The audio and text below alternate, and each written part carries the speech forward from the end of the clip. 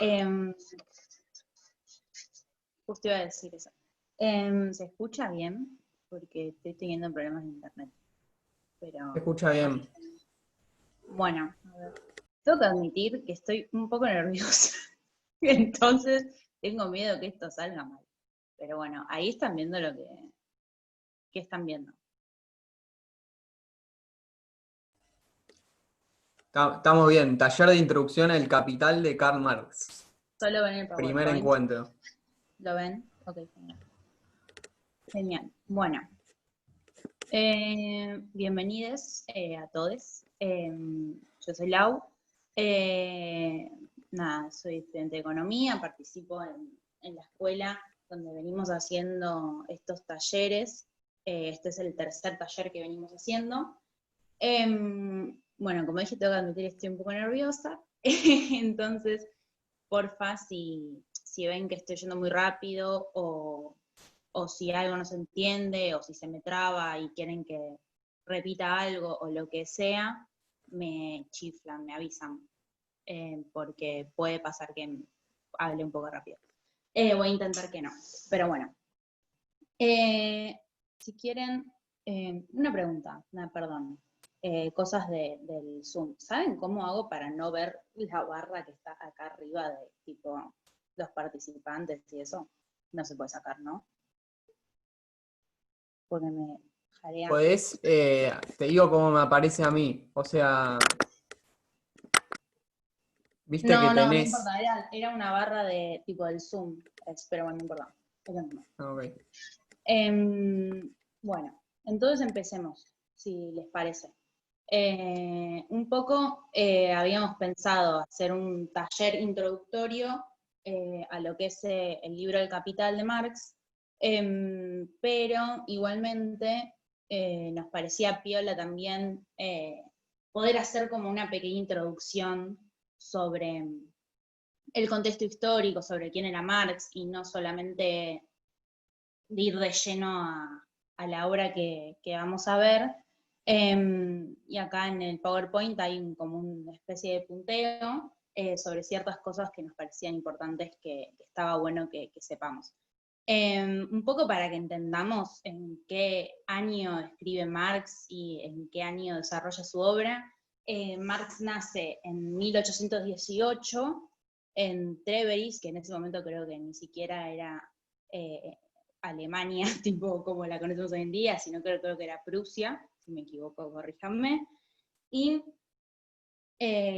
Marx fue, o sea, todo lo que se puedan imaginar, filósofo, economista, sociólogo, periodista, intelectual y hasta militante, o sea, se desarrolló en un montón de disciplinas, como podemos ver, o sea, era un bastante, ¿cómo se dice?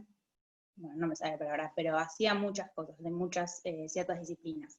Y se lo conoce a él y a Engels como lo que nosotros conocemos hoy en día como los padres del socialismo científico, del comunismo moderno, del marxismo, del materialismo histórico, todo lo que en algún momento estudiamos en el secundario, en la facultad, lo que conocemos. Y un poco a Marx, lo que suele pasar con Marx es que sus obras, o sea, todo lo que Marx tiene un montón de obras, tiene un montón de textos, un montón de libros, se lo suele estudiar a Marx en las diferentes ciencias sociales de una forma escindida, es decir, como el Marx filósofo, el Marx sociólogo, el Marx intelectual, o sea, como en las diferentes ramas se lo suele escuchar, se lo suele estudiar con según sus diferentes perfiles, o sea, separado. Y un poco en las ciencias sociales, la parte más economicista de Marx no se suele estudiar tanto, pero a su vez tampoco se suele estudiar tanto la parte más economicista de Marx en la Facultad de Economía o en las carreras económicas, sino que en las carreras económicas, como decía Nacho en su momento al principio, se suele estudiar más teorías económicas mainstream, teorías económicas que son más relacionadas a la síntesis neoclásico-keynesiana, entonces a Marx no se lo ve para estas cosas. Entonces como que toda la parte más económica de Marx queda un poco relegada. Y me gusta mucho la frase que me dijeron, hace poco, que se estudia Marx en la economía política y sobre todo en la facultad de Ciencias Económicas como una pieza en un museo, o sea, es algo que está ahí, que lo podemos estudiar y que se estudia algunos capítulos de algunos tomos, de algunos libros, pero no se lo incorpora al análisis más cotidiano de las teorías económicas. Solamente eso se queda medio, como decía Nacho, a merced de las cátedras de los docentes, pero nosotros no es que vemos dentro de todas las materias, por ejemplo, dentro de la macro, dentro de un montón de cosas, el enfoque que le da Marx a la teoría económica. Y que se suele dar por fuera, como el ejemplo más claro es este curso que estamos haciendo ahora. Entonces, nada, como que para estudiarlo más integralmente se lo suele hacer por fuera. Pero está bueno también, por otro lado, ver a Marx no solamente como un mero academicista, sino que está bueno entender el por qué él escribe todas las cosas que escribe, porque era, o sea, como dice su biografía, era un militante y militaba por cierta transformación social y por cierta transformación del mundo en la sociedad en la que él vivió. Y eso está bueno también para entender por qué escribe El Capital, en cierto punto. Las dos obras, o sea, vamos a más a un contexto histórico, en qué sociedad vivió él, las dos obras más económicas, y eso está en el prólogo a la primera edición alemana, el primer párrafo dice que, o sea, él tiene dos obras más económicas. La primera, que es una contribución a la crítica de la economía política, que la escribe en 1859, y El Capital, que la escribe en 1867. Que El Capital es como una continuación de este primer libro que había escrito, pero me acuerdo que en ese primer párrafo dice que lo publica mucho tiempo después, porque en el medio, no sé qué, no sabemos muy bien qué le pasó. Entonces, nada, como esas son las dos obras más económicas que tiene. Y en estas obras, él empieza a profundizar y a ver todo lo que Smith y Ricardo, que son anteriores a él, no llegan a ver. Como profundiza todas esas ideas que Smith y Ricardo no profundizan, y para algunos autores se puede decir que ve la parte como más oscura del sistema capitalista, que él vive en una sociedad en pleno auge de la sociedad moderna, pleno auge de post-revolución, primera revolución industrial, y él viene a traer como la parte más oscura, en cierto punto, según para quien lo vea, del sistema capitalista, en el que él estaba viviendo toda esa transición hacia la sociedad moderna que se decía. Entonces podemos decir que él vivió la sociedad en la que había un avance muy grosso en las capacidades de producción, pero a su vez él seguía viendo que había mucha gente que vivía en condiciones de pobreza inhumanas que él no podía entender dentro de la sociedad moderna cómo pasaba eso. Y está bueno entender esto porque todo autor que escribe como una teoría de tal magnitud como es El Capital, tiene una pregunta de fondo, su análisis, la investigación que hace, el análisis teórico que hace, tiene una pregunta de fondo, y esa pregunta, lo que a mi entender, para Marx, es ¿por qué, si parece que existe una nueva sociedad moderna que genera riqueza, como bien se conoce, qué es lo particular que tiene esa riqueza que hace que todos los trabajadores, que son los que quienes ponen el cuerpo para generar esa riqueza, sean básicamente pobres? ¿No? Eso era como una cierta contradicción que también en ese momento se veía, porque pensemos que había trabajado, o sea, en esa época el trabajo era 12 horas, era en condiciones completamente inhumanas, o sea, era otro tipo de trabajo que nosotros no conocemos, creo, no sé. Pero bueno, como que a partir de esta pregunta yo siento que es cuando se propone hacer un análisis de toda la sociedad capitalista y del análisis de qué es lo que genera la riqueza en realidad, y qué es esa riqueza. Entonces El Capital viene a hacer esta obra de un análisis estructural del capitalismo moderno en el que él vivió y transcurrió, y también como una especie de de teorificación de lo que él militaba y él creía. Eso me parece que está bueno que entendamos del contexto histórico en el que él escribe esta obra. Dicho esto, no sé si hay alguna duda, si fui muy rápida, algo no se entendió, y no pasamos ya a meternos de lleno a lo que es el capítulo, al libro. Bueno, me mando. Bueno, vamos a empezar por el capítulo 1, la sección 1, el apartado 1. El capítulo 1, como decía Nacho al principio, habla sobre la mercancía, y esta sección en particular te habla de los dos factores de la mercancía, del valor de uso y del valor, lo que Marx denomina valor de uso y valor. Y el capítulo empieza con este recorte que hice acá, que dice, que da una definición de riqueza. O sea, Marx, el primer párrafo del primer capítulo de los 3 tomos que tiene el Capital, dice que la riqueza de las sociedades en las que domina el modo de producción capitalista se presenta como un enorme cúmulo de mercancías, y donde la mercancía individual es la forma elemental de esa riqueza. Entonces, nuestra investigación, por consiguiente, se inicia con el análisis de la mercancía. O sea, acá, primero, Marx nos está dando una primera definición de lo que para él es la riqueza, que nos dice que en las sociedades donde predomina el modo de producción capitalista, es decir, si estamos en otra sociedad donde predomina otro modo de producción, no sabemos qué es la riqueza. Pero en la sociedad donde predomina el modo de producción capitalista, se presenta como un enorme cúmulo de mercancía. Entonces nosotros tenemos que empezar a preguntarnos, bueno, ¿qué es la mercancía? O sea, sí, es un enorme cúmulo de mercancías, pero ¿qué son las mercancías? Entonces, ahí empieza a hacer su análisis, y en primer lugar, Marx nos dice que la mercancía es una cosa que en base a sus propiedades satisface necesidades humanas del tipo que fueran. O sea, no importa qué necesidades, no importa cómo la satisfacen, o sea, eso no importa, sino que sea una cosa que en base a sus propiedades satisfaga necesidades humanas del tipo que fueran. Entonces nosotros podemos sacar la conclusión de que si nos hace que satisfaga necesidades humanas, o sea, nuestras necesidades, esa cosa nos es útil a nosotros.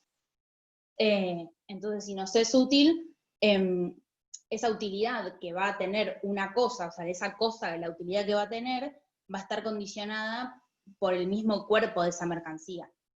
O sea, va a estar condicionada por las propiedades del cuerpo de la mercancía. Y a su vez, esa utilidad que está condicionada por las propiedades del cuerpo, de lo material, hace que esa mercancía, que esa cosa, sea un valor de uso para nosotros. Entonces, Marx nos da una primera definición de lo que va a llamar valor de uso de la mercancía, que es el cuerpo mismo de esa mercancía. Es un valor de uso o un bien. Y que ese valor de uso solamente se va a efectivizar en el uso o en el consumo de esa mercancía.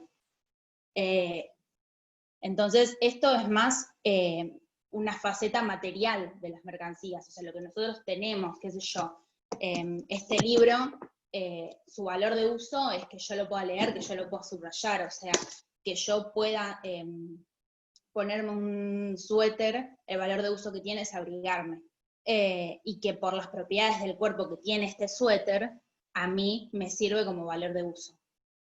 Entonces, si volvemos a la definición de riqueza que nos daba Marx al principio, podemos decir que estos valores de uso constituyen el contenido material de la riqueza, que no importa cuál sea la forma social, el contenido material va a ser los valores de uso.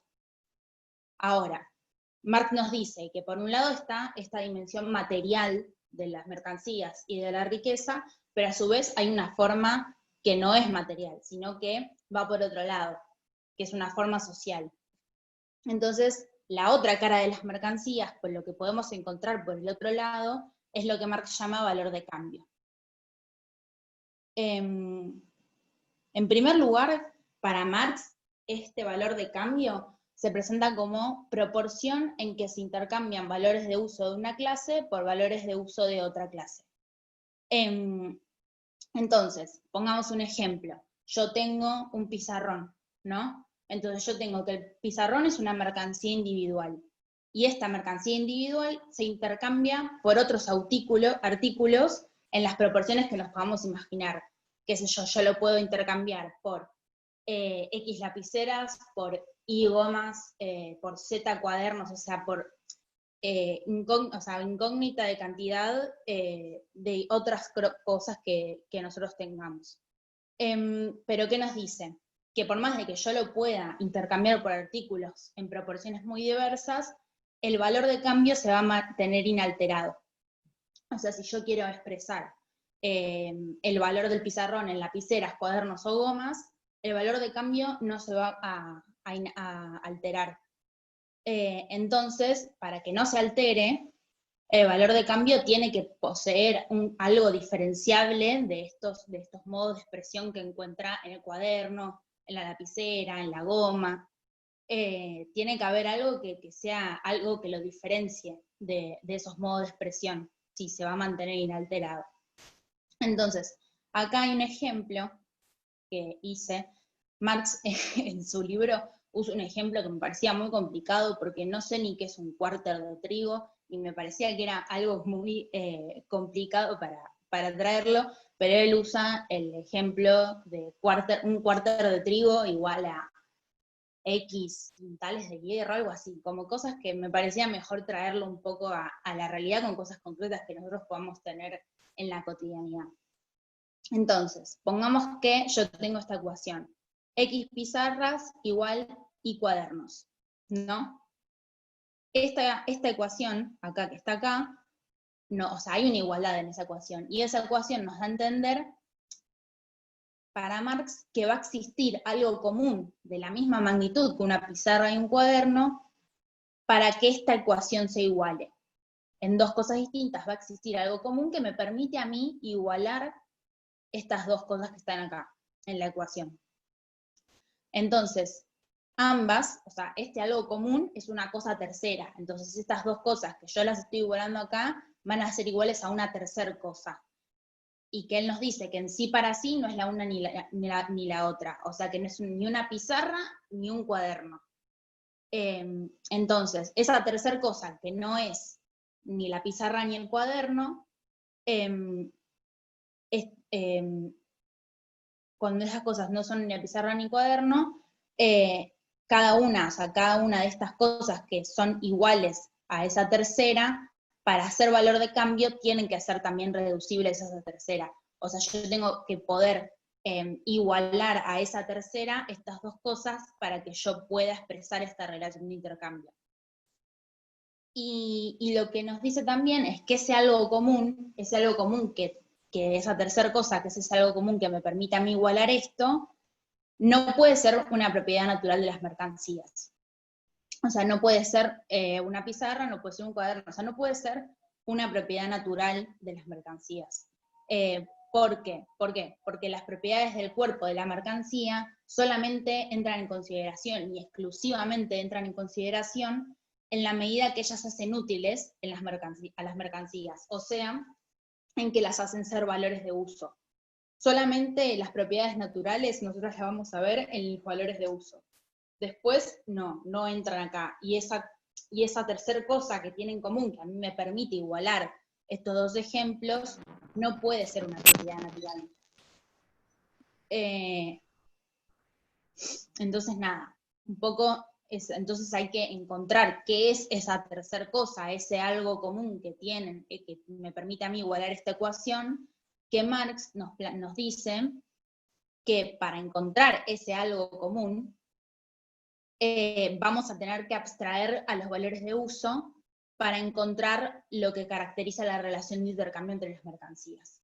Entonces, nosotros tenemos que dejar de un lado a un lado el valor de uso, o sea, tenemos que abstraernos del valor de uso de las propiedades naturales de las mercancías. Ahí recién nosotros vamos a poder ver lo que caracteriza la relación de intercambio, o sea, lo que caracteriza esta ecuación que está acá, que a mí me permite igualar, expresar una pizarra en función de cierta cantidad de cuadernos. Entonces, si nosotros dejamos, si nosotros dejamos de lado al valor de uso del cuerpo de las mercancías, solamente les va a quedar una propiedad, nos dice Marx, que es la de ser productos de trabajo. O sea, esas mercancías, además de tener un valor de uso, también son productos de trabajo. Pero ¿qué pasa? Ese producto del trabajo está transformado también. Entonces, si nosotros vamos a abstraer el valor de uso, también tenemos que abstraer los componentes y formas materiales que hacen de él, a la mercancía, un valor de uso.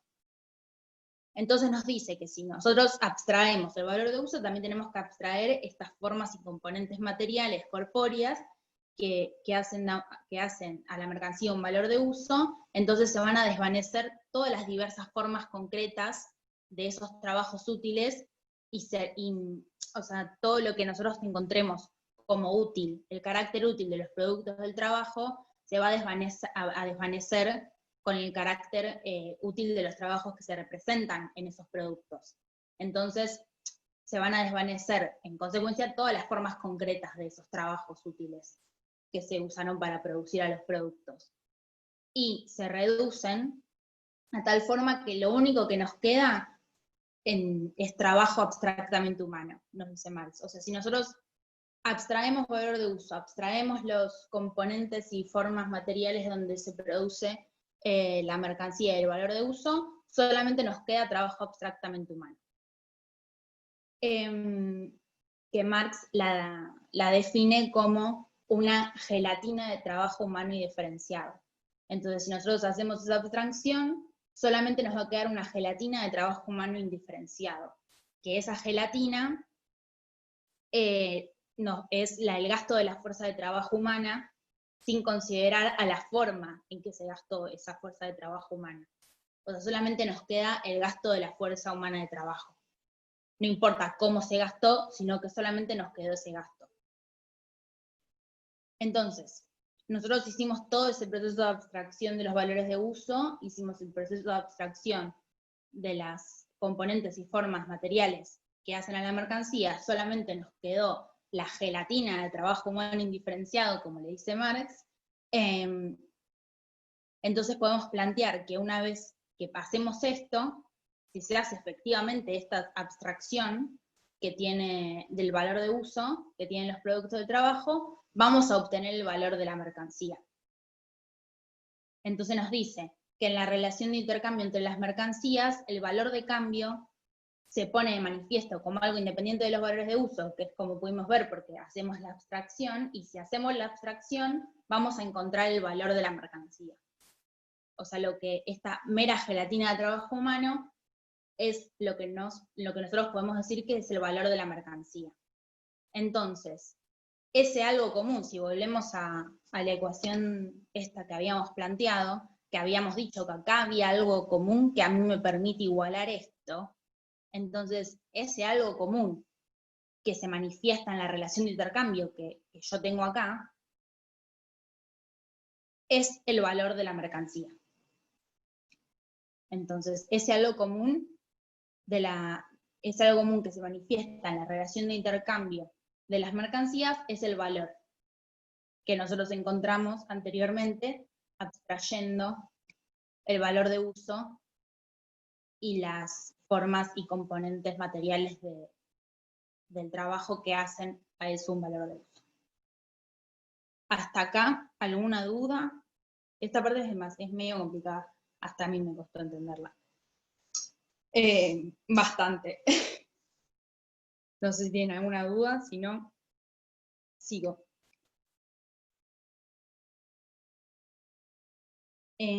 Bueno, entonces, nosotros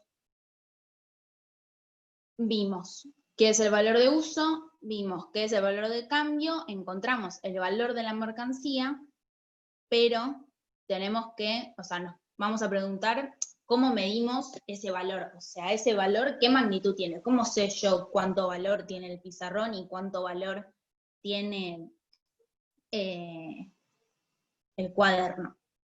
Entonces Marx nos plantea que este valor va a estar determinado por la cantidad de trabajo contenida en ese valor de uso, pero que no es en realidad solamente la cantidad de trabajo, porque la cantidad de trabajo misma se mide por su duración y el tiempo de trabajo, y este tiempo de trabajo tiene patrones de medida temporales, o sea, en tiempo, en horas, minutos, días. Entonces, no va a ser cualquier tipo de cantidad de trabajo y tiempo de trabajo, sino que solamente va a ser el tiempo de trabajo socialmente necesario el requerido para producir un valor de uso cualquiera. O sea, entonces, lo que nosotros nos va a determinar la magnitud de valor de la mercancía es la cantidad de trabajo socialmente necesario o el tiempo de trabajo socialmente necesario para la producción de ese valor de uso, lo que va a determinar la magnitud.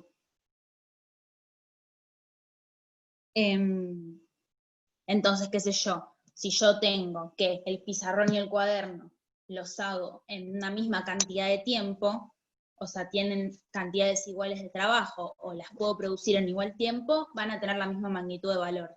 No importa si son dos cosas materialmente, físicamente diferentes. Qué sé yo, si yo produzco este suéter al mismo tiempo que yo produzco este libro que tengo acá, van a tener la misma magnitud de valor. Y a su vez, o sea, nosotros definimos que de esta forma se mide la magnitud de valor. Pero, o sea, esta magnitud de valor va a depender de forma directa de la cantidad de trabajo efectivizado, o sea, del trabajo de la cantidad de trabajo socialmente necesario. ¿Por qué? O sea, ¿qué quiere decir? Si yo aumento esa cantidad de trabajo socialmente necesario, mayor va a ser el valor. Si yo la disminuyo, va a ser menor. Pero ahora, el tiempo de trabajo requerido para la producción varía. ¿Por qué puede variar? Varía con los cambios que se producen en la fuerza productiva del trabajo.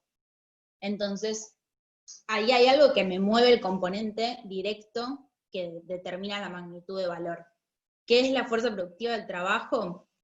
La fuerza productiva del trabajo, Marx da unos ejemplos que estaban bastante claros, que me parecían piolas, que es, por ejemplo, el nivel medio de destreza del obrero, el estadio de desarrollo en el que se hallan la ciencia y las aplicaciones tecnológicas, la coordinación social del proceso de producción, la escala y la eficacia de los medios de producción, entre otras cosas que definen a la fuerza productiva de trabajo. O sea, está determinada por múltiples cosas. Entonces, yo tengo que la magnitud de valor va a variar en una relación directa con la cantidad de trabajo, pero si este tiempo de trabajo está determinado por la fuerza productiva de trabajo, en cuanto a la magnitud de valor, la fuerza productiva de trabajo va a tener una relación inversa. Entonces, si yo tengo una mayor fuerza productiva de trabajo, va a ser menor el tiempo de trabajo requerido para la producción de un artículo, por ende, menor va a ser la masa de trabajo que se cristaliza en ese artículo, por ende menor va a ser el valor. Ahora, al revés, es cuanto menor sea la fuerza productiva de trabajo, mayor va a ser el tiempo de trabajo necesario para la producción del artículo, mayor va a ser la masa de trabajo que se cristaliza en él, y mayor va a ser el valor. Esto quiere decir que se relaciona en forma inversa. Y por último, para cerrar mi parte y dejarlo a Sebas, habiendo visto todo esto que vimos, o sea, qué es la riqueza, qué es el valor de uso, qué es el valor, qué es el valor de cambio, cómo se mide el valor, Marx, en el último párrafo del apartado 1, nos plantea dos cosas distintas. En primer lugar, o sea, teniendo en cuenta todo lo que vimos, Marx nos dice que una cosa puede ser valor de uso y no ser valor.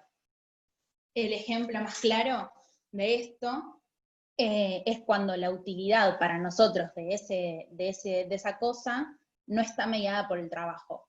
O sea, ¿tiene valor de uso? Sí, porque a nosotros nos es útil. Pero no es valor porque no está mediada por el trabajo.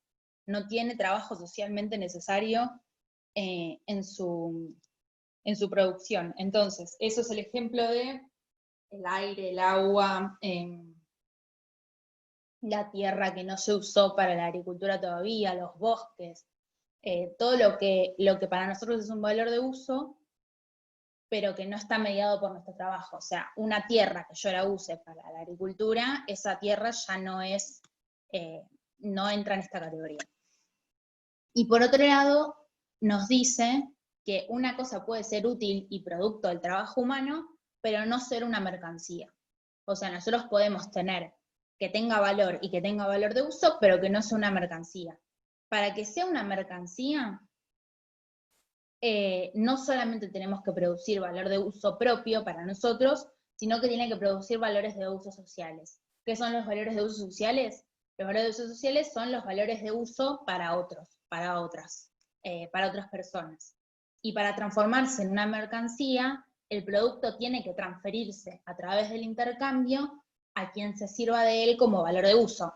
Entonces, si yo soy, pensemos que yo en la economía de subsistencia, donde yo produzco mi propia tierra para abastecerme a mí de comida, obviamente que estoy creando valor de uso, sí, pero no estoy produciendo una mercancía, porque eso no genera valor de uso para otros y tampoco lo estoy transfiriendo a través del intercambio.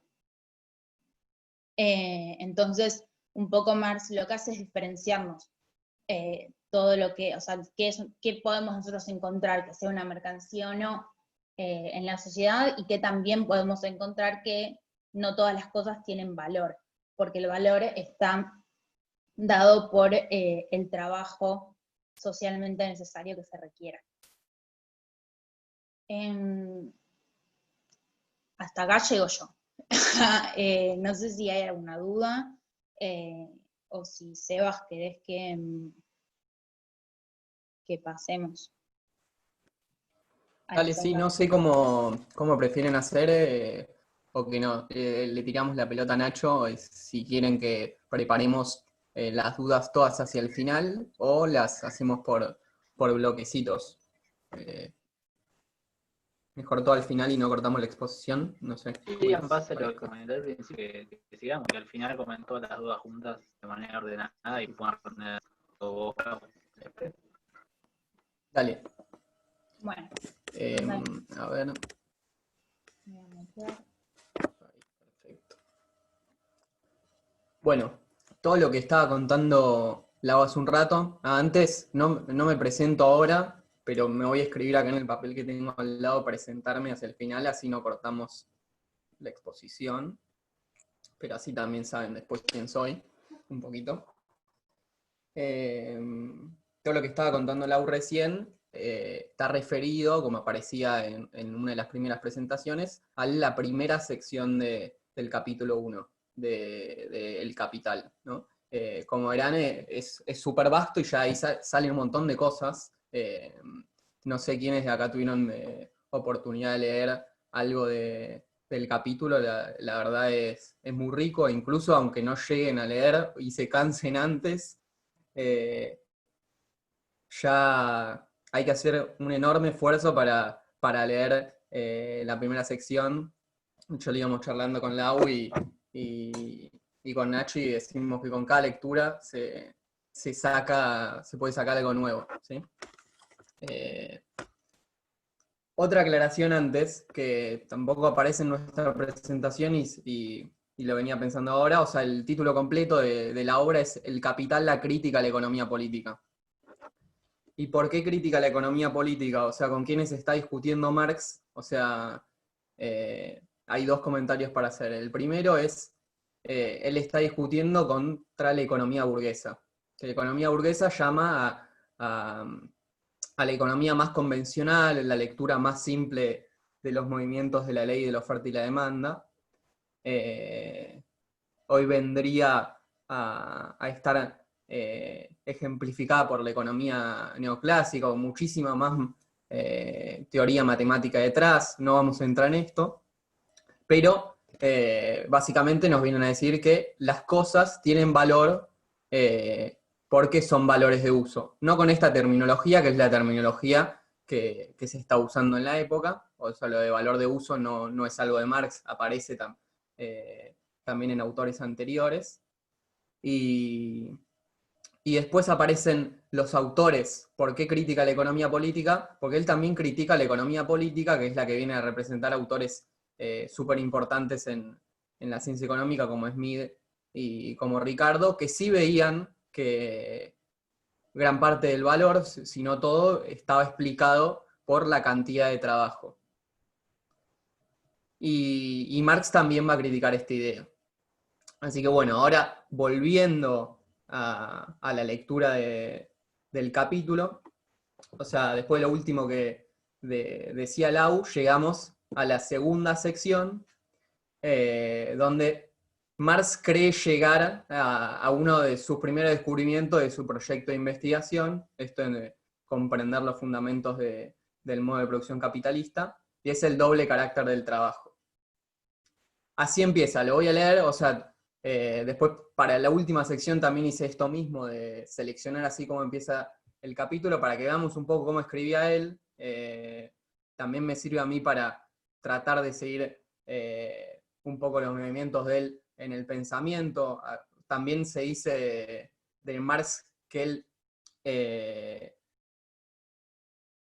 bueno, habrán escuchado de la dialéctica, no nos vamos a meter en esto tampoco, pero se trata de avanzar en ciertas categorías a través del pensamiento y no inventar relaciones entre las cosas que no tienen en sí mismas. Y por eso partimos de la mercancía, y todo lo que dijimos hasta ahora, todo lo que dijo Lau hasta ahora, es lo que Marx encuentra que la mercancía contiene, y nunca se sale de la mercancía, siempre estudia la mercancía, no hay relaciones que estén por fuera de la mercancía. Entonces, la segunda sección empieza así: dualidad del trabajo representado en las mercancías. En un comienzo, la mercancía se nos puso de manifiesto como algo bifacético, como valor de uso y valor de cambio. Vimos a continuación que el trabajo, al estar expresado en el valor, no poseía ya los mismos rasgos característicos que lo distinguían como generador de valores de uso. He sido el primero en exponer críticamente esa naturaleza bifacética del trabajo contenido en la mercancía. Como este punto es el eje en torno al cual gira la comprensión de la economía política, hemos de dilucidarlo aquí con más detenimiento. Bueno, esto es lo que decía hace un rato, de que él va a criticar algunas de las definiciones de la economía política. Él va a decir, no es suficiente caracterizar el valor de las mercancías como cantidad de trabajo. Y entonces, ahora sí, un poco se va a salir de la mercancía, y lo que va a ver es que va a decir, bueno, el trabajo se puede distinguir según su fin. Su fin es según la producción de sus valores de uso, ¿sí? En tanto trabajo de carácter útil, ¿sí? Esto es, tenemos el trabajo de un productor o productora de barbijos, tenemos el trabajo de un productor o productora de mermeladas. Me parece que son ejemplos que puede servir como de las economías hoy tipo de emprendimiento. Si bien Marx claramente no está pensando en eso, pero de nuevo, como decía Lau, los ejemplos están un poco oxidados, o sea, para nuestro uso. De hecho, también si ustedes van a leer El Capital, van a ver que se van a tropezar con un montón de unidades de medidas que no nos representan. Él está viendo la sociedad inglesa, la primera sociedad capitalista. Ni siquiera vio cómo avanzaba el capital, si él pronosticaba alguna de estas cosas, sobre todo el contenido de los movimientos. Bueno, y acá aparece, gracias Lau por pasar la filmina, yo puse mermelada y barbijos son valores de uso distintos. Y esto tiene sentido porque en el cambio no me va a interesar nunca cambiar un barbijo por otro barbijo. con toda la diversificación productiva que hay, ustedes podrán decir, sí, puedo cambiar un barbijo que no me gusta por otro que me gusta más de acuerdo a la estética, pero bueno, no estamos pensando en esto, sino que los valores de uso son distintos, ¿sí? En el cambio, los valores de uso tienen que ser distintos. Y así como encontramos valores de uso que en el cambio son distintos, y esto es, son cualitativamente distintos, también el trabajo que está puesto en la producción de mermelada, respetando el ejemplo, en la producción de barbijos, son trabajos cualitativamente distintos. Es decir, no tienen las mismas características, no se componen de las mismas etapas del proceso de productivo. ¿Sí? Y pensando en esto, o sea, accedemos a que en todas las sociedades hay división social del trabajo. Y el autor nos va a decir, y esto tampoco es algo exclusivo de esta sociedad capitalista. ¿Sí? En esta sociedad capitalista sí él va a llegar dentro de un poco en el razonamiento a que tiene cierta especificidad esta división social del trabajo, pero división social del trabajo hubo en otras sociedades. ¿Sí? Podrán venir otros cientistas sociales y explicarlo muchísimo mejor que nosotros economistas, que la verdad mucho en otras sociedades históricas no nos metemos, y de hecho se naturaliza el capitalismo como el modo de producción ahistórico y atemporal, y esto es lo que se viene a criticar desde la heterodoxia en la economía, por lo menos en una parte de la heterodoxia. Y decimos, división social del trabajo hubo también en otras sociedades históricas. ¿Sí? ¿Cuál es la característica que aparece enunciado en esta parte del capítulo, pero la vamos a retomar después? O sea, como parece, sí acá salí un poco por afuera, que la división social del trabajo toma la forma de trabajos recíprocamente libres. ¿Sí? O sea, en el cambio, cualquier trabajador no le dice a otro lo que tiene que hacer, ni cuánto producir. Aparecen productores totalmente independientes los unos de los otros. ¿Sí? Él está trabajando con productores, o sea, todavía ni siquiera estamos pensando en trabajadores, eso recién va a llegar en un capítulo posterior, o sea, va a aparecer, pero no ahora. Entonces es muy importante llegar como a este nivel de abstracción en el que está trabajando el autor. ¿Me pasás la aula siguiente? Quiero ver qué dice.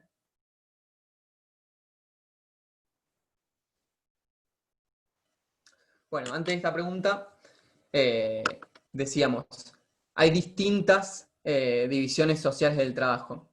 Entonces, para que no quede en el tintero, digamos, en una familia, por ejemplo, no sé, yo puedo hacer una mermelada y esta mermelada va a tener un valor de uso, ¿sí? No sé, va a servir para las tostadas del desayuno de cada persona que viva conmigo en la casa, mi mamá, mi hermano, etc. ¿Sí? Y también va a tener trabajo, ¿sí? Trabajo incorporado. Yo voy a haber invertido tiempo en producir esa mermelada, ¿sí? Sin embargo, esa mermelada no va a tener valor en el sentido que viene trabajando Marx. Es importante por lo menos entender esto.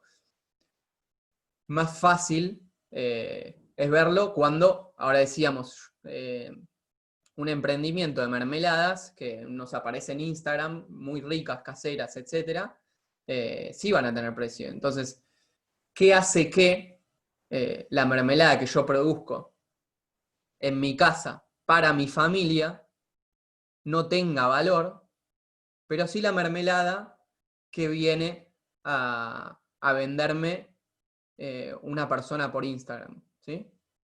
Incluso puede tratarse de exactamente la misma mermelada, o sea, puedo ser yo quien la produzco para mi familia y al mismo tiempo, a mi familia claramente no se la vendo, sería raro que se la quisiera vender a mi familia, pero sí se la vendo a persona que me habla por Instagram, ¿sí? A unas mermeladas riquísimas de banana y pera. Y esas personas se las cobro, esas personas que a priori no conozco, pero sí al interior de las puertas de mi hogar, yo esa misma mermelada la produzco y no la vendo.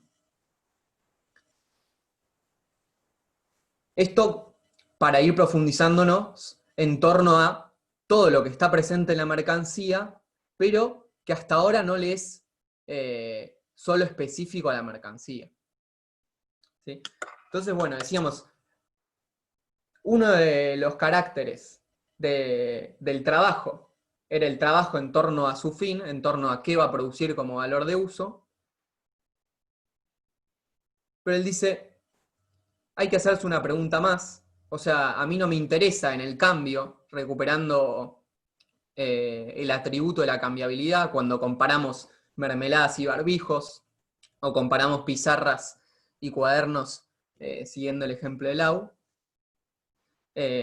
No me esté interesando la cualidad en tanto valor de uso. Sí me interesa que sean distintos, que era lo que estaba en la filmina anterior.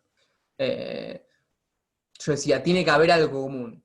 Yo no decía tiene que haber algo común. Entonces, la pregunta que aparece, no sé si exactamente así, pero de una manera parecida es, ¿qué queda cuando hacemos caso omiso a la utilidad del trabajo? O sea, si no nos interesa el carácter útil del trabajo, no nos interesa la producción de mermelada, no nos interesa la producción de barbijo, sino la producción en sí misma,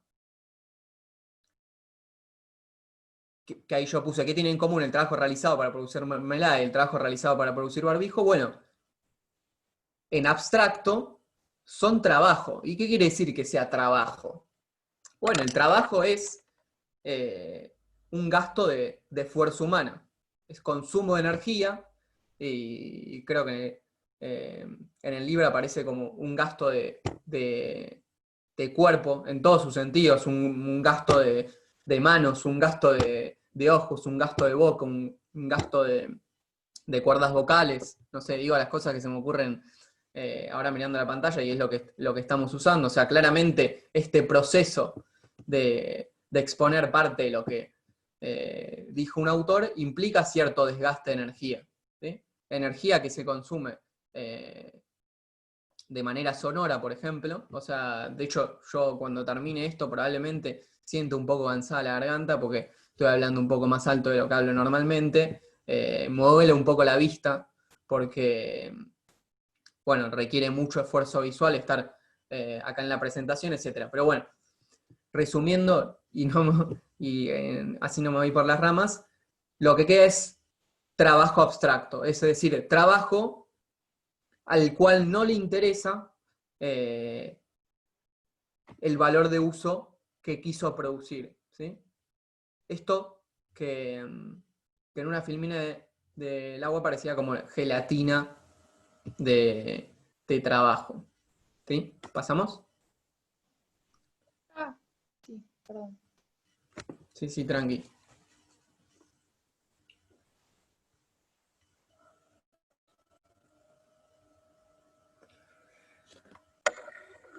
Bueno, y de nuevo, y acá va a recapitular un poco y va a decir, bueno, la mermelada y el barbijo se van a poder comparar en tanto valores, pero sin embargo yo necesito saber cuánto de estos valores está cargado en cada mercancía, si no, no podrían intercambiarse. Entonces, en cuanto a valores, las mercancías nos van a interesar cuantitativamente. ¿Sí? En cambio, como decíamos antes, en tanto valores de uso nos van a interesar cualitativamente. ¿Sí? Debían ser distintas. ¿Sí? Vamos a intercambiarlas en una determinada magnitud. ¿Sí? De trabajo hasta ahora, que dijimos no es solo trabajo abstracto, sino es trabajo socialmente necesario. Ahora vamos a ir un poco a qué es socialmente necesario. Pero antes, veamos el ejemplo. Una mermelada vale el doble que un barbijo. ¿Sí? Esto quiere decir que la mermelada contiene el doble de trabajo abstracto que el barbijo, ¿sí? Y decíamos antes, trabajo abstracto socialmente necesario. ¿Qué es trabajo abstracto socialmente necesario? Socialmente tiene que ver con que responde a la división social del trabajo, ¿sí? Vamos a ver en un rato que ya decía previamente, la división social del trabajo en el capitalismo toma algunas características particulares, pero bueno, es trabajo social. Digo, no interesa solo el trabajo individual, sino un conjunto de trabajos. Digámoslo de esa manera por ahora.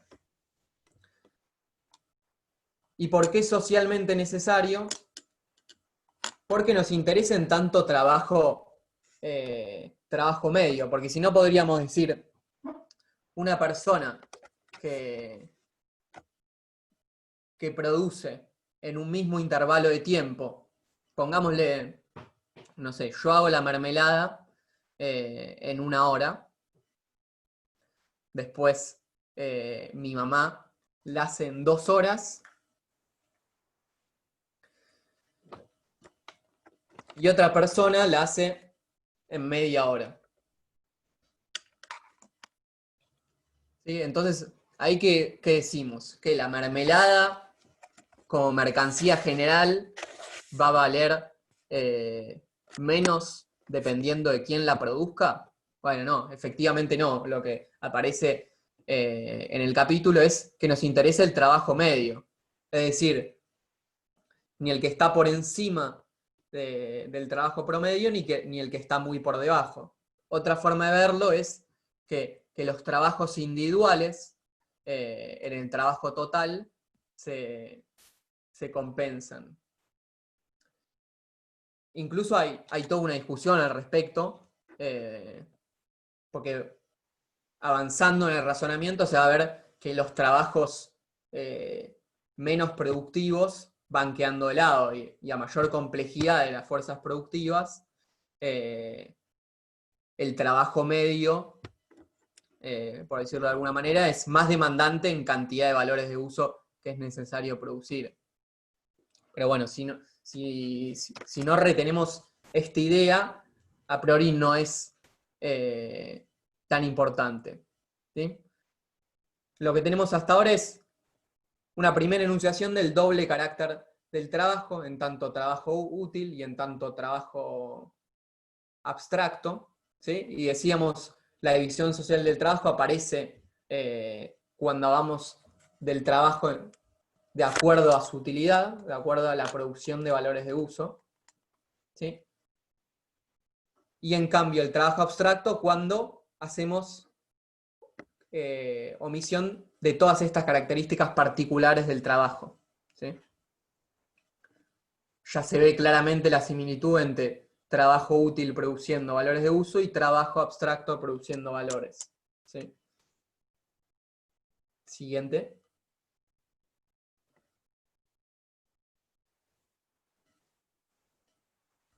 Bueno, acá aparece Leo, aparece parte de lo que yo ya dije, pero en palabras de Marx, dice: por ello, si en lo que se refiere al valor de uso, el trabajo contenido en la mercancía solo cuenta cualitativamente, en lo que tiene que ver con la magnitud de valor, cuenta solo cuantitativamente.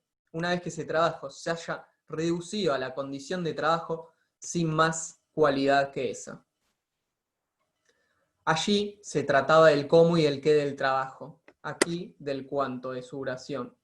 Como la magnitud del valor de una mercancía solo representa la cantidad del trabajo en ella contenida, las mercancías, en cierta proporción, serán siempre necesariamente valores iguales.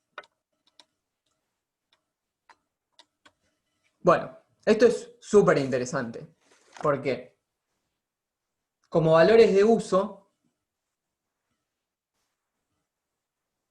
las mercancías pueden cambiarse en tanto son distintas. Pero necesitamos esta cualidad común, este atributo de la cambiabilidad, que hace que un valor de uso pueda cambiarse por absolutamente cualquier otro valor de uso, ¿sí? Esto nos da una capacidad de comparación enorme y de hecho, bueno, en la sociedad contemporánea está mediado por el dinero. Nosotros acá no nos vamos a meter con la génesis del dinero, pero bueno, básicamente, eliminada la mercancía dineraria, yo puedo intercambiar absolutamente cualquier mercancía por otra, ¿sí? Y después va a aparecer esto del fetiche de la mercancía, porque, o sea, la mercancía no nos dice su valor, ¿sí? Esto está escondido en la mercancía. Sí, ahora voy a eso. Entonces se dice, el cambio funciona en el capitalismo como de manera casi fantástica, porque, digamos, el trabajo humano no puede hacer que no sé, que este termo que yo estoy usando ahora se transforme materialmente en un auto. Pero en el capitalismo podemos tranquilamente intercambiar una enorme cantidad de termos. Es imposible hacer la comparación ahora, pero no me animaría a tirar un estimativo, pero quién sabe cuántos termos habrá que intercambiar para conseguir un auto. Pero digo, esto es posible, ¿sí? Esto es posible, ¿sí? Como decíamos antes, soy mediado por el dinero. Pero bueno, el auto encierra una cantidad de trabajo socialmente necesario, y lo mismo el termo. Entonces, cierta cantidad de termos va a poder ser intercambiada por un auto, solo un auto.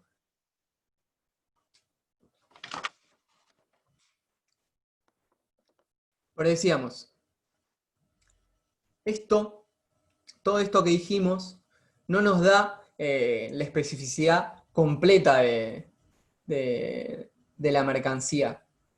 Y sí, esto que aparecía enunciado de manera mucho más ligera en el acápite pasado, nos interesa que no solo sea trabajo socialmente necesario, sino también producido de manera privada e independiente. Y es esto que decíamos, que los trabajadores individuales, o respetando las palabras del capítulo, los productores, o sea, ningún productor le va a decir en esta sociedad a otro qué es lo que tiene que producir. O sea, el productor de barbijos va a producir los barbijos por su cuenta en su casa. Lo mismo el productor de mermelada va a producir los barbijos en su casa, por su cuenta, bajo independencia de otros productores y de manera privada, ¿sí? Básicamente es esto, ni el productor de mermelada le dice al productor de barbijos cuánto tiene que producir, ni en qué cantidades, ni en qué tiempo, etc. ¿Sí? Las decisiones responden a la voluntad individual del productor, ¿sí? Esto es importante, porque va a servir hacia adelante para profundizar en estas relaciones que son características del modo de producción capitalista.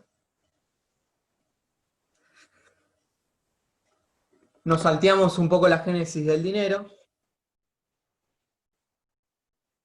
y tenemos el carácter fetichista de la mercancía y su secreto. Dice, a primera vista una mercancía parece una cosa trivial de comprensión inmediata. Y acá tenemos a la economía burguesa, a la economía política. Esto de, bueno, la mercancía vale en tanto valor de uso, o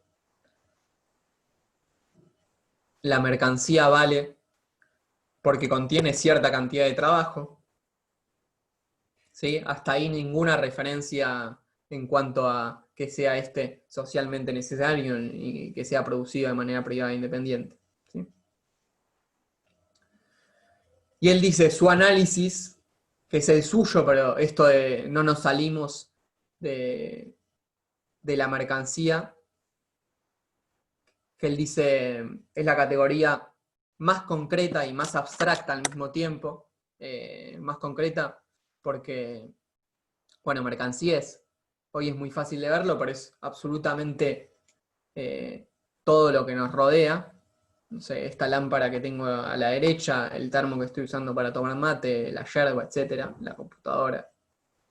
Esta primera frase que aparecía iniciado el capítulo.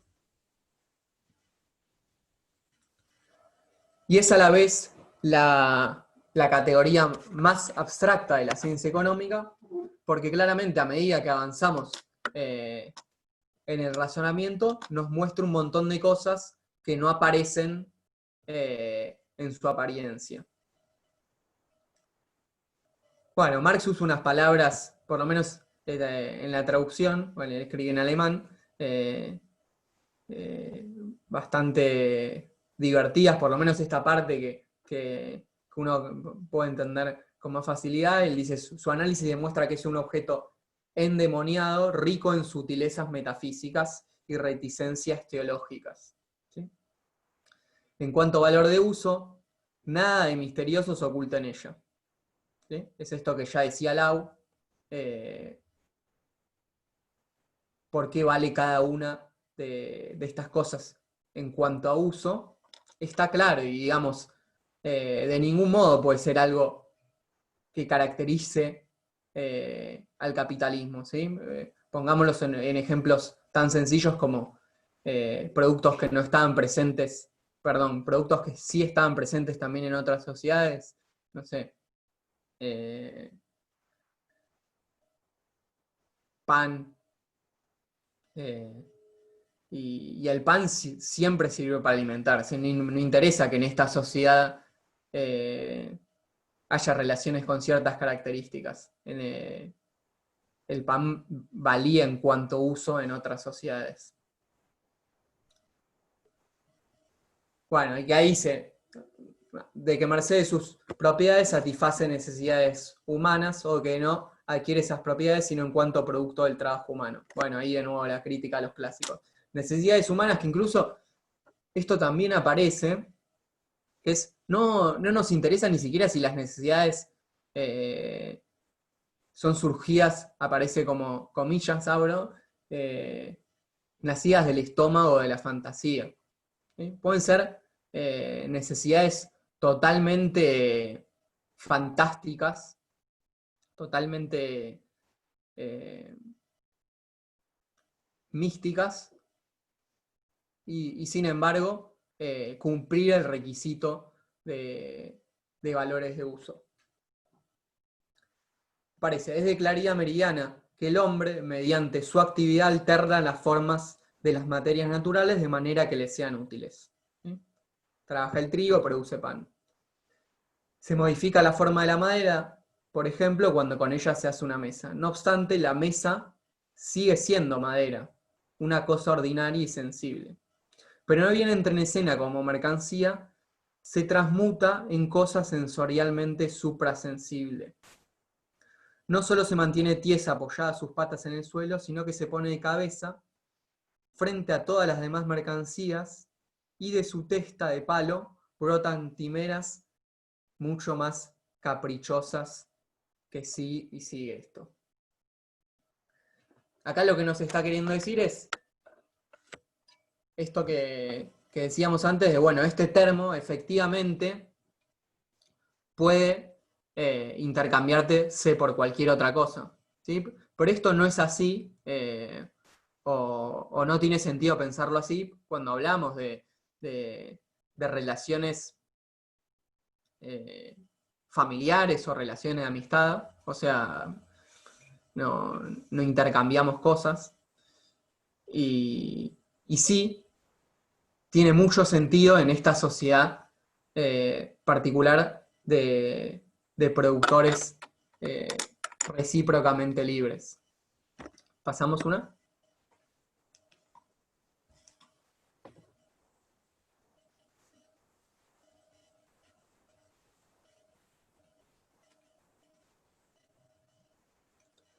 Bueno, ahí aparece la pregunta de dónde sale esto de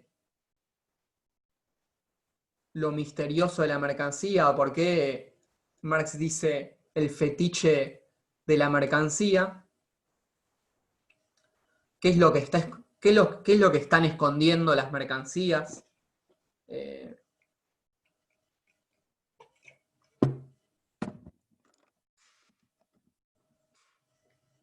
Sigamos el razonamiento. Las mercancías se van a igualar. En el capítulo 2 va a aparecer cómo es que las mercancías llegan a igualarse. O sea, claramente alguien las tiene que llevar al mercado. Bueno, eso es bastante sencillito. Y van a señalar en el cambio una igualdad de valor. ¿Sí? Una igualdad de valor que necesariamente tiene que estar objetivado en los productos del trabajo. ¿Sí? Una vez que se produjo el pan, por más que el trabajo en cuanto consumo energía yo no puedo verlo, sé que está objetivado en el pan porque ese pan pasó de ser separadamente trigo, agua, sal y pimienta, y ahora es, bueno, no sé si pimienta, pero ahora es un pan perfectamente horneado. ¿Sí? Hubo un proceso de trabajo. ¿Sí? Y según la duración de este trabajo, bueno, ahí en el paréntesis aparecen todas estas características, nos iba a interesar en cuanto su magnitud. Pero si prestamos atención, o sea, en esta igualdad aparece una relación entre cosas. ¿Cómo es que cosas se relacionan? Es una relación social entre cosas. Entonces, que dice el autor es que detrás de esta relación entre cosas, tenemos una relación entre productores. ¿Sí? En el cambio, aunque nosotros veamos solamente que se intercambia la mermelada por el barbijo, lo que está viendo es una relación entre productores independientes, no recíprocamente libres, que está de alguna manera escondida. O sea, yo lo que veo, y más, muchísimo más hoy en día, es simplemente que yo voy al supermercado, deposito mi dinero y recibo, no sé, paquete de yerba. Quizás ahí no esté tan claro, o sea, por qué estoy diciendo que yo voy al supermercado y estoy haciendo un intercambio porque aparece el dinero. ¿Sí? Pero bueno, va a aparecer en el siguiente capítulo, no me quiero adelantar, pero por qué estoy diciendo que yo cuando voy al supermercado, al intercambiar mi dinero por la yerba, estoy perfectamente representando esta relación entre cosas, entre mercancías. ¿Sí? Entonces aparece escondido en las mercancías el carácter social de los trabajos. ¿Sí? Y el carácter social de los trabajos es la división social del trabajo. ¿Sí? Esta división social del trabajo que decíamos hace unos momentos que tiene características particulares. ¿Sí? Son trabajadores que no se dicen unos a otros lo que tienen que hacer, van y lo producen, y recién van a ver en el mercado si este trabajo que produjeron toma características sociales. ¿sí? Pero a priori no lo sé. Y por eso también va a aparecer esto de que, incluso todavía no nos metimos en la mercancía fuerza de trabajo, pero tomando esta sociedad de productores libres, súper abstracta, son las mercancías las que de alguna manera definen el porvenir de los productores. ¿Sí? Adelantándome un poquito en la presentación, yo produzco mermelada que voy a llevar al mercado, pero a priori yo no sé si ese trabajo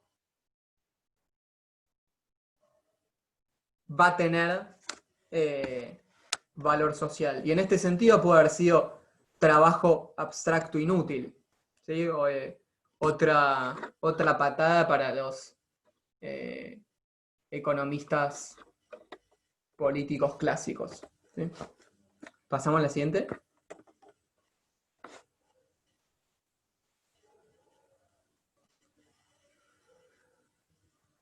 Bueno, voy a leer porque la traje. Ya me aburrí un poco de leerle a Marx, pero no está bien que diga esto en el taller y que nos llame a su lectura. Pero es porque tengo un poco más cansada la voz.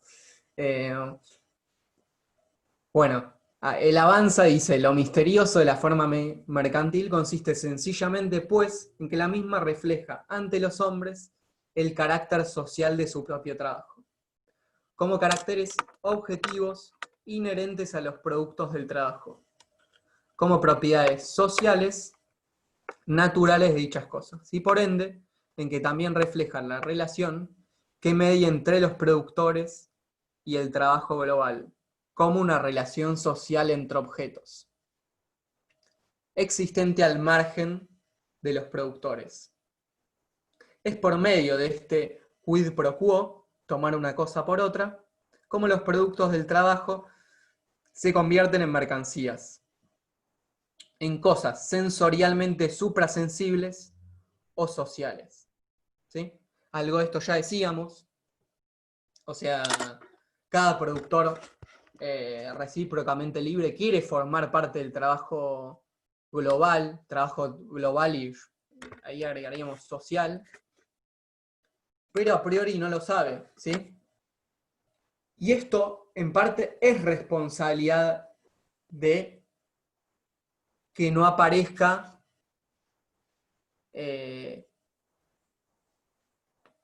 una planificación hasta acá del trabajo social, del trabajo social sí, de toda la sociedad. ¿Por qué? Y repetimos, yo llevo mi mermelada al mercado, pero por más que yo me haya esforzado un montón y la haya producido con las mejores frutas de estación, nada me garantiza que va a ser un valor social. Me va a faltar algo más. ¿Pasamos?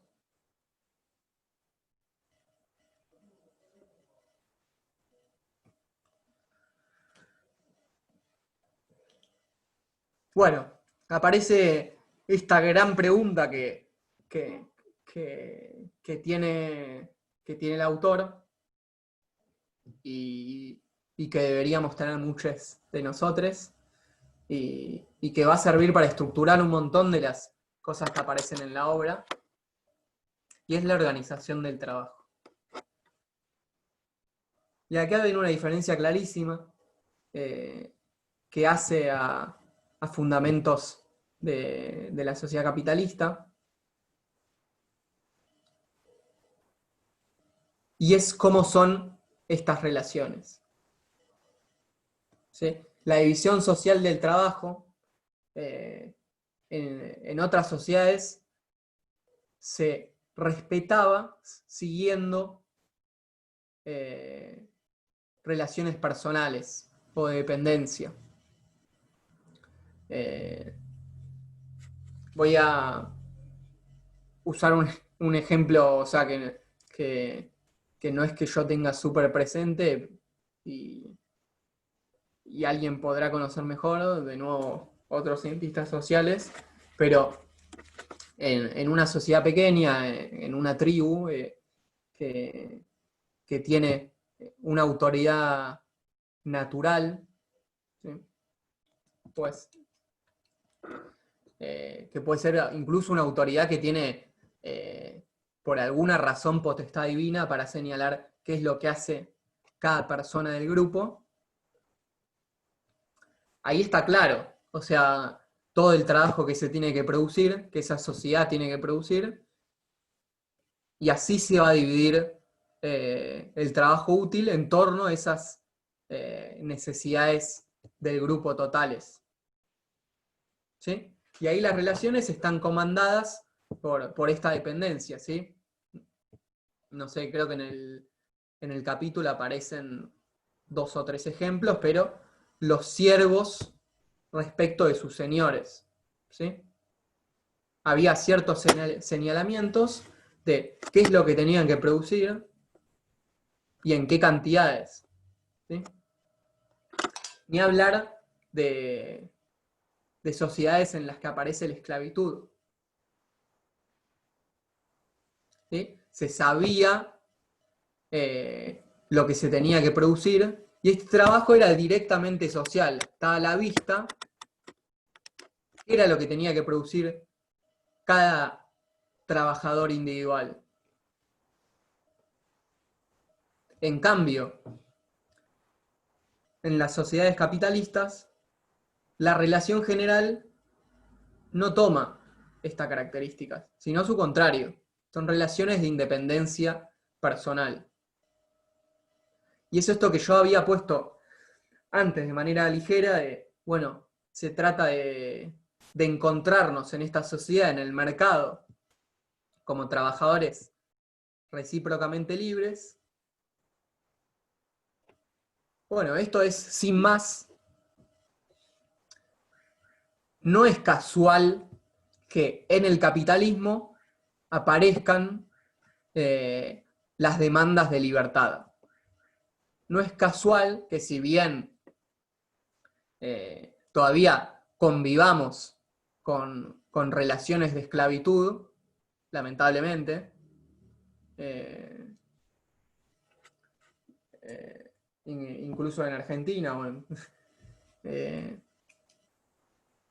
pero digo, la forma de relacionarnos como productores o como trabajadores es en tanto yo como sujeto individual defino de qué manera voy a gastar mi fuerza de trabajo.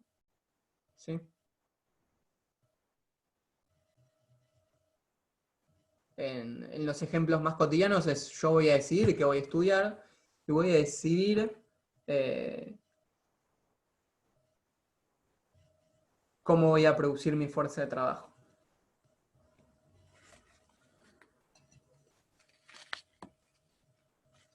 ¿Sí? De alguna manera es una necesidad del capital, ¿sí? Que aparezca la libertad.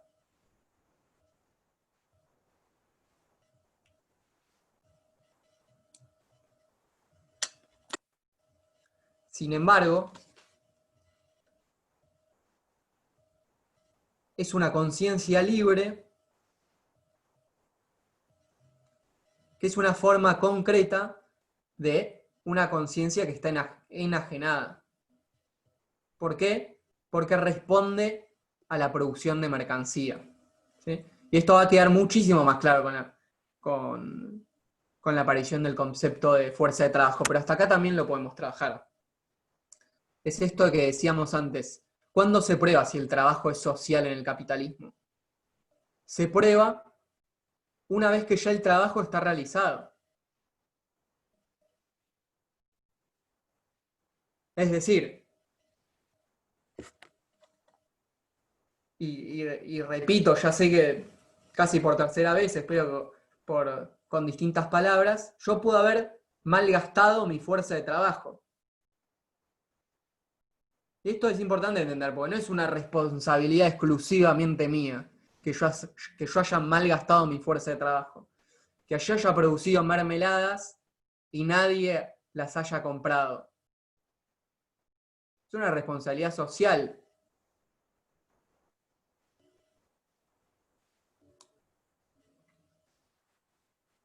Y en este sentido, o sea, yo lo veo desde mi individualidad, produje algo y no lo pude vender, que después en el mercado de trabajo también aparecerá como si la mercancía que se vende es la fuerza de trabajo, esto tomará la forma de desocupación o incluso peor, gente que ya ni siquiera busca trabajo, casi me caigo de la silla, pero es porque la unidad de la producción y el consumo sociales se realiza en el intercambio. ¿Sí? Y de nuevo, esto nos sirve también para volver sobre los economistas más mainstream, porque efectivamente lo que los economistas estamos viendo en general son solo relaciones de intercambio. Y esto es un problema, y de esa manera se entiende esta llegada a que el valor se explica solo según valores de uso, en torno a necesidades que son escasas, etc. Dependiendo del economista cambiará un poco las palabras, pero la primera definición que vemos de economía en el manual del CBC, por lo menos estudiantes de la UBA, no sé cómo se ven los primeros cursos de economía de otras licenciaturas, es bueno, que la economía se explica como la asignación de recursos que satisfacen necesidades útiles y escasas. ¿Sí? ¿Cómo escasas? ¿Cómo escasas? Bueno, es esto de que lo único que estamos viendo es el intercambio, pero a ningún economista, en realidad, no hace falta decir ningún economista, pero digo, ¿cómo se puede obviar el proceso de producción? O sea, en lo que nos estamos fijando son en productos que son socialmente reproducibles. El pan, que decíamos antes, la mermelada, los barbijos.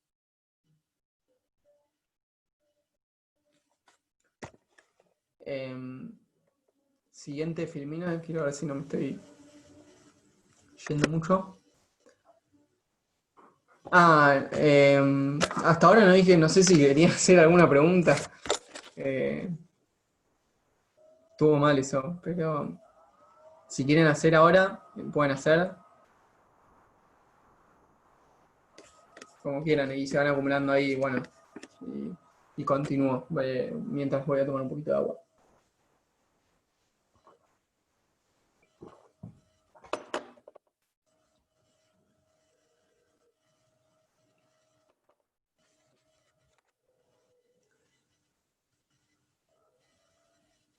Ahí aparece una pregunta, pero bueno, la vemos.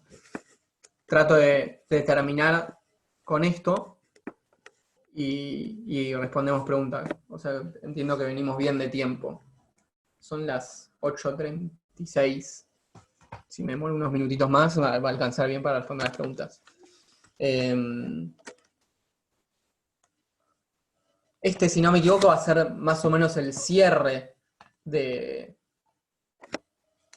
capítulo 1 y va a aparecer una crítica clara a economistas. Marx siempre tiene mucho interés en salir a criticar un montón de gente que hablaba de la época. De hecho, pone ejemplos inentendibles, muy, muy de la época, y era muy irónico. Dice, baste aquí con un ejemplo referente a la propia forma de la mercancía. Si las mercancías pudieran hablar, lo harían de esta manera. Puede ser que a los hombres les interese nuestro valor de uso. ¿Sí? Esto que debería estar contestado. No nos incumbe en cuanto a cosas. Lo que nos concierne en cuanto a cosas es nuestro valor.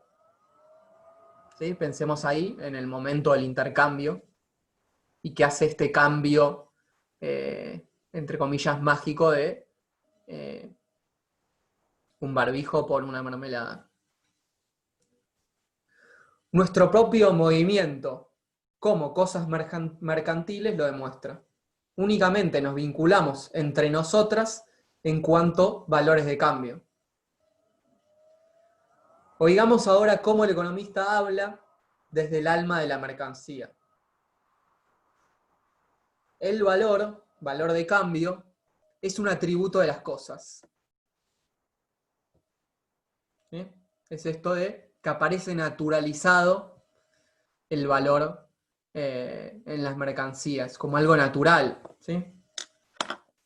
Obviada la forma social de producción para los economistas mainstream. Las riquezas, valor de uso, un atributo del hombre. El valor en este sentido implica necesariamente el intercambio. La riqueza no. La riqueza, valor de uso, es un atributo del hombre. El valor, un atributo de las mercancías. Un hombre o una comunidad son ricos. Una perla o un diamante son valiosos. Una perla o un diamante son valiosos en cuanto tales perla o diamante.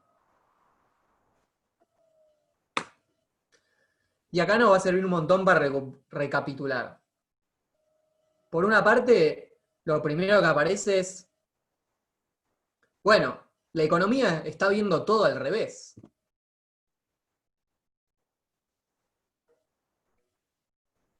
Porque ni la perla, ni el diamante, ni el barbijo, ni la mermelada, ni las pizarras, ni los cuadernos son valiosos en sí mismos.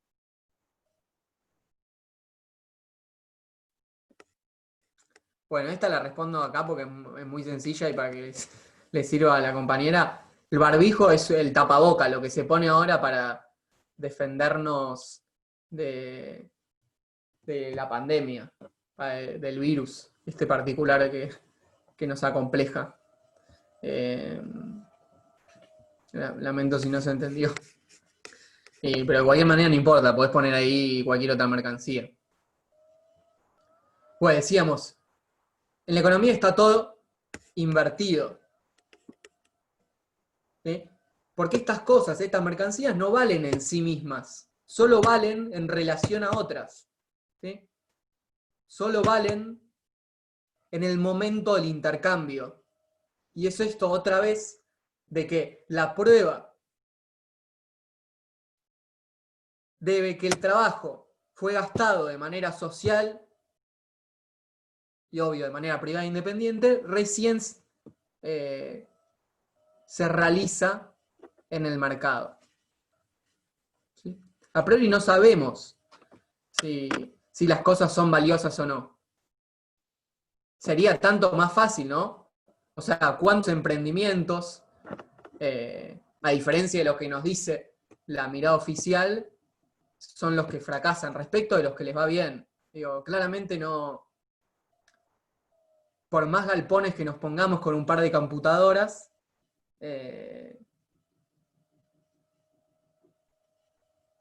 a la mayoría, por no decir a todos, no nos va a salir Mercado Libre. Ni hablar de la herencia de la curtiembre, pero bueno, eso no nos interesa acá.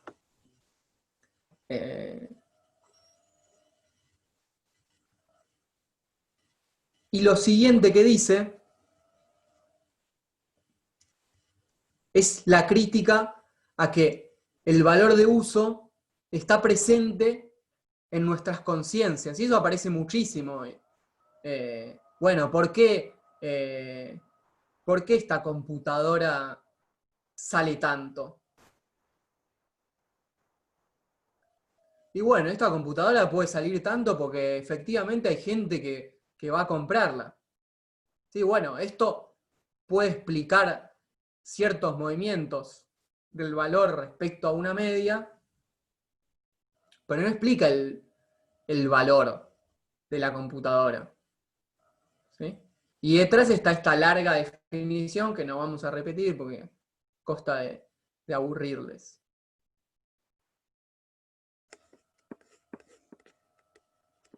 Dicho esto, creo que acá yo no tenía nada más. Sí me anoté algunas cosas para decir, pero me parece que es mejor que demos espacio a las preguntas y en función de eso organizo algunas cosas que me quedaron pendientes. Bueno, ahí aparece. Muchas gracias por participar. No se vayan, escuchemos las preguntas. Quizás tenemos más cosas para decir con Lau. Pero bueno, sí, me parece que ya. A ver, ¿qué hora es? Podemos abrir espacio de preguntas, e incluso, no sé, por mi parte, si no nos alcanzan estos minutos que quedan, nos podemos extender un poco más. Quienes no se quieran quedar también se pueden ir, pero sí vamos a tratar de seguir cierto orden en la lectura de los capítulos, y por eso, bueno, yo por ejemplo adelanté algunas palabritas que aparecen en el Capital como fuerza de trabajo y demás, que van a estar determinadas más hacia adelante.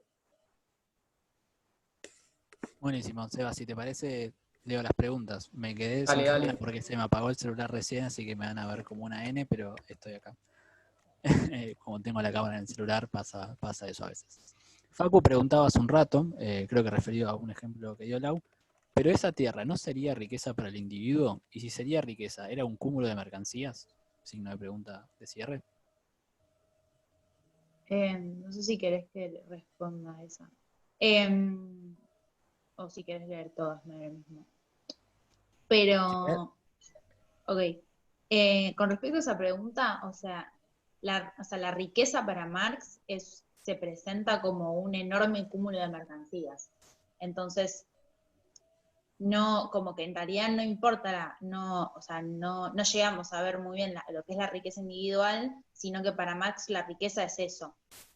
Y si nosotros esa tierra la usamos, por ejemplo, para la producción de alimentos, pero que solamente los usamos para alimentarnos nosotros, o sea, si no la usamos para producir mercancías, y no las intercambiamos en una relación de intercambio, eso no va a formar parte de la riqueza. O sea, la riqueza solamente está compuesta por mercancías, y las mercancías están compuestas de valores de uso sociales y que se transfieren a través del intercambio. Entonces, no, sí. No, termina y después haré una cosita. Ya, tranca. Que, o sea, mucho más adelante va a parecer que los productos de la tierra aparecen como rentas, ¿sí? Como rentas, y Marx los va a entender como falsos valores sociales, ¿sí? Es decir, van a aparecer representando un valor, pero no son productos del trabajo humano. Una parte de lo que sale de la tierra, ¿sí? Después se va a producir sobre ellos, ¿sí? Pero falsos valores sociales.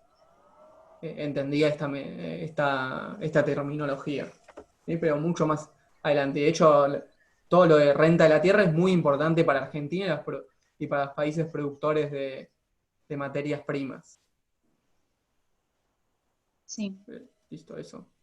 Y después Bueno. hay una pregunta más arriba que dice que Marx no deriva el valor de cambio de la ecuación X bien 1 igual Y bien 2, sino de las horas de trabajo y la fuerza productiva del trabajo.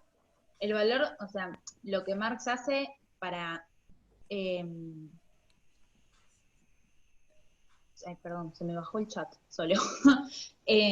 O sea, lo que Marx nos plantea, o sea, nos dice que el valor de cambio se deriva de la igualdad de esta ecuación que vos planteas acá. Ahora, lo que se deriva de las horas de trabajo y la fuerza productiva del trabajo es el valor de la mercancía. O sea, esto es el valor de la mercancía que obtenemos una vez planteada el valor de cambio, que es esta ecuación que nosotros vemos acá. Entonces, el valor de cambio sí deriva del ejemplo de la ecuación y esto de horas de trabajo y la fuerza productiva deriva lo que es el valor de la mercancía. Que ese es algo común que está que permite igualar esta ecuación en la relación de valor de cambio. Eso. Bien, si les parece, ahora sí te hago caso, Lau, leo las preguntas que quedan así juntas y ustedes se manejan tranqui, así nos vamos cortando y responden como les parece. Julián Dari ahí también decía, no entendí si Marx asume que toda hora de trabajo cuesta lo mismo, dado que la fuerza productiva de trabajo influye en la cantidad de trabajo socialmente necesario. Y un poco más abajo, Gaby Lafite pregunta, para ver si entendí bien, Marx diferencia 3 valores distintos, de uso, de cambio y valor de mercancía. Y un poquito más abajo, así esta pregunta y los dejo y no interrumpo más. Pregunta medio específica, dice Luis. En un momento Marx hace la diferencia entre valor y valor de cambio. No termino de entender en base a qué se diferencian.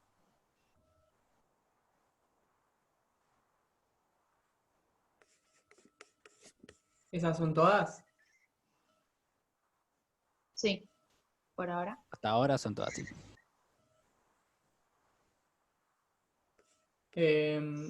No, si querés respondo yo alguna y no sé. Dale, sí. Esa primera que aparece que no. ¿Que responda la primera? Sí, responde las que quieras. No, pero dijiste una, no entendí cuál. Pero igual las primeras ya me las olvidé, me acuerdo solo de la primera, así que... No, esta de que dice uno, sí, dice guión.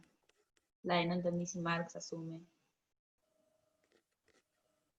¿Está acá? O Nacho, ¿me la lees de nuevo y respondo eso directo? Bueno, dice Julián, no entendí si Marx asume que toda hora de trabajo cuesta lo mismo, dado que la fuerza productiva del trabajo influye en la cantidad de trabajo socialmente necesario. Bueno, ahí tenemos que pensar en el valor, ¿sí? Que eso aparece ahí, en la magnitud de valor. Y a la par, que yo no me detuve ahí, lo tenía entre paréntesis en la capacidad productiva del trabajo. ¿Sí? Es importante entender que en el capítulo 1 aparece que una hora de trabajo, ¿sí?, va a producir siempre la misma magnitud de valor, la misma cantidad de valor. ¿Sí? Pero sin embargo, no necesariamente la misma cantidad de valores de uso. ¿Sí? En una hora de trabajo, puede ser que si la capacidad productiva aumenta, se produzca mayor cantidad de valores de uso, cada una teniendo menores cantidades de trabajo. ¿Sí? Es decir, la magnitud individual cargada en cada mercancía habría caído. ¿Sí? No sé si se entiende, si no, o sea, repaso haciendo el argumento al revés. ¿Qué pasaría si cayera la capacidad productiva del trabajo? Y después, esto también necesita recuperar algo de...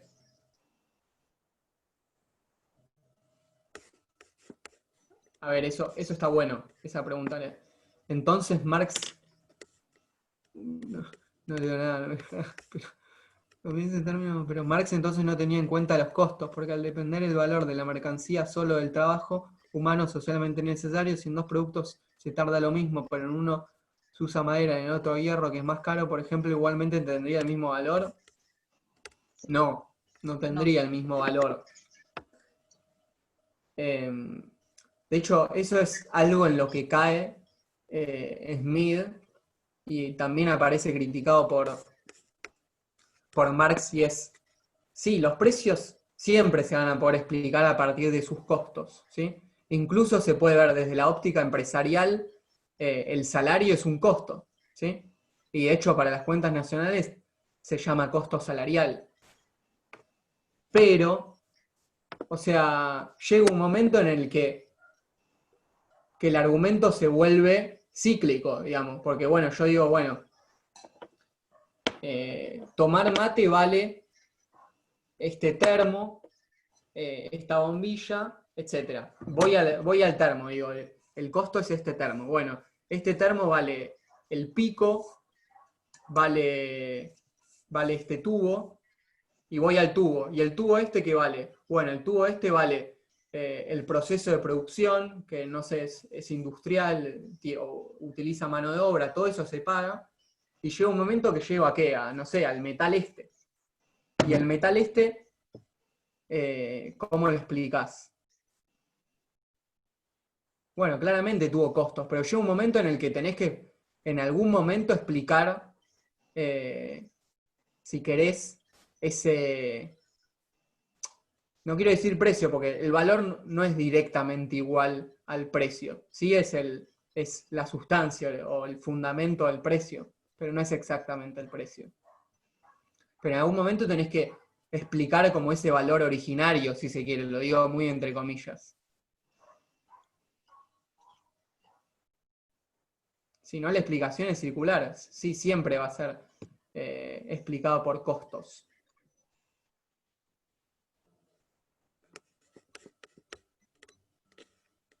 Ponés que entendí, porque si no iba a ir un poco a recuperar el ejemplo del metal y la madera.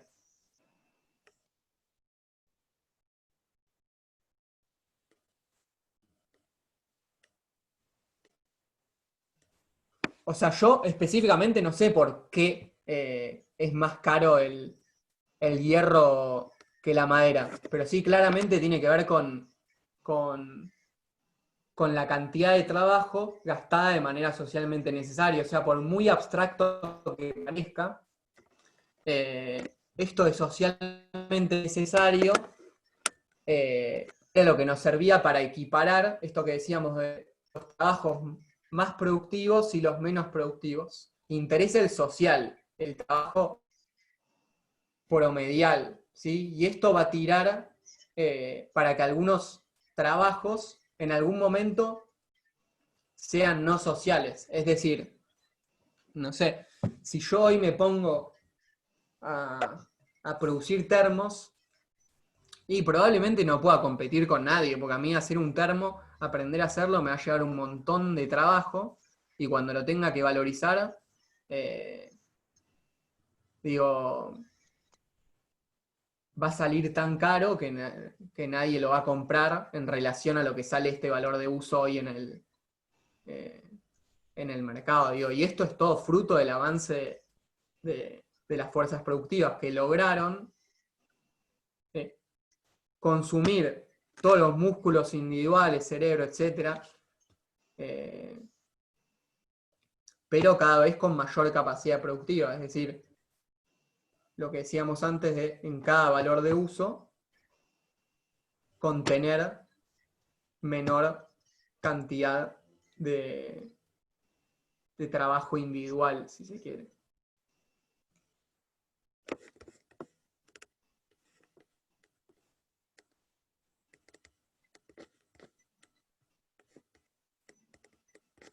Y juega un papel, capaz lo veremos más adelante, ahora no sabría decirlo, como no sé si viene mucho a lo que vimos hoy, pero capaz lo veamos en los próximos encuentros eso. Vamos a profundizar un poco más en todo lo que fueron preguntando. El primer capítulo es un poco más pesado e introductorio, pero hay cosas que se pasa un poco por alto. No sé si queda algo más.